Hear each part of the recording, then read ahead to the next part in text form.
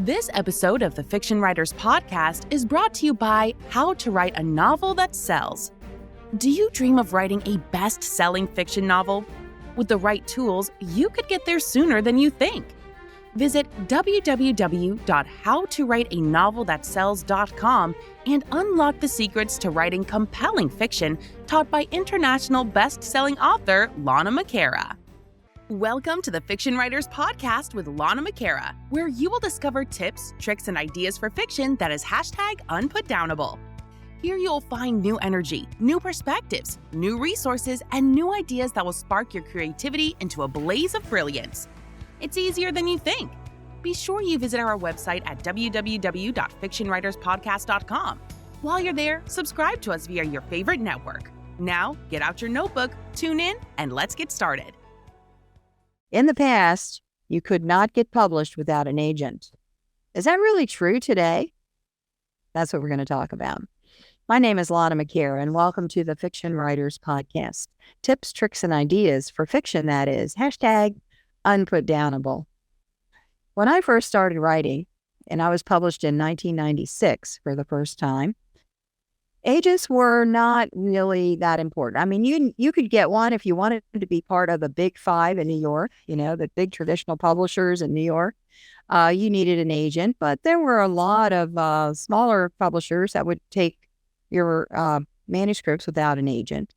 And that was back in the day when we were mailing these big boxes of manuscripts in the mail. It was expensive to go and get a printer to print the whole thing and then put it in a box and then ship it through the post office and wait for the mail to arrive and so forth. I can't imagine what the publishers had, stacks of these boxes in their mailroom. But over time and in the early 2000s, this changed. And even the smaller houses wanted an agent because they needed to sort. They needed to have the material vetted. So they were looking at higher quality manuscripts. Well, then Amazon came on the scene.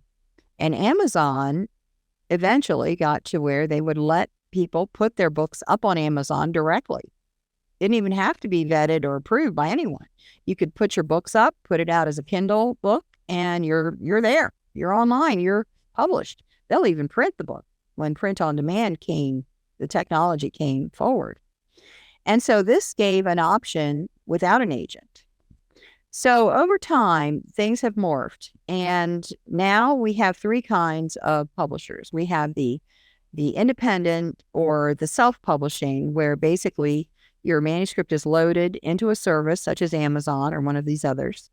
And it comes out on print on demand. It's almost instantly available. You, as the author, create the cover, whether you do it yourself or you hire a cover designer to do it for you. But it's pretty much DIY, and anyone can do it. There's really no approval process. There's the traditional way, which is still submit to an agent, and then the agent submits to the traditional publisher. Now, that's not quite as popular anymore because the traditional publisher has certain things that they want. For one thing, they want 100% of your rights. You as the author have no right to your material again, unless they give it back. So you can't use extensive chapters for teaching a course. You have to have the students buy the book, and then you teach from the book. You can't have that available as a training manual or any other form without the publisher printing it. And you would have to negotiate with them if you want it in different format. So that's one thing. The royalties are small. They're anywhere from 8 to 14% usually. And so not only have you lost your rights, but you are not getting very much money. The publisher holds back 35% typically for returns. So your small amount of, say, 10% is now diminished even more because they're not going to give you the full amount. They're going to hold back 35%. Now, I don't know what happens to that money because I've never gotten any. 44 titles, all these 30 years of getting royalty reports. I've never had any money returned from those withholdings. So, that's one of the things that happens is money back for returns, holding money for returns. And then there are other things. You have no say in the cover art or many of the things pertaining to your book. They own it. And they don't keep you informed of, we're going to translate this into another language. Where we just, one of our representatives sold this book to Walmart. You're not going to find out any of that information. So that is part of the traditional world. And then there is the hybrid. The hybrid publisher lets you keep your rights. You still have to apply and be accepted. They have a limited number they publish each year. They will let you have input on your cover and everything about the book, the back cover copy, all of it. They will tell you when they have opportunities for marketing. And they are much better to work with. They're much nicer to work with, most of them. There are some, there's always some bugaboos out there, but for the most part, I've had good experiences with hybrid publishers. And so they want a deposit. Instead of giving an advance, and that was one thing I forgot to mention, the traditional publisher wants an advance. They will give you an advance, so they're giving you money.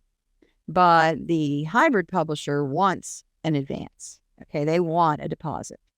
So it costs anywhere from $2,500 to $6,000 for you to engage a hybrid publisher. They want skin in the game.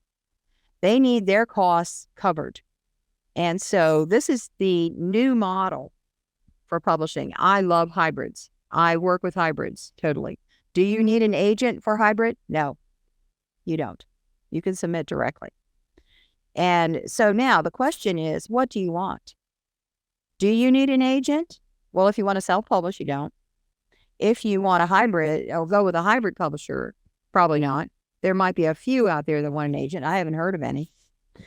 And so if you're going to go those two routes, you don't need an agent. If you go with traditional, you usually will need an agent. And another thing about the agent scenario is it takes some more time. You have to find an agent, submit to them, be accepted. That's going to take 6 months, maybe a year. And then once they approve you, then they will submit to the publisher. That takes another 6 months to a year. So you're talking 2 years usually to work with an agent. And here's the kicker. The big five in New York, the one that everyone wants to be with, they only accept books from people who are high profile.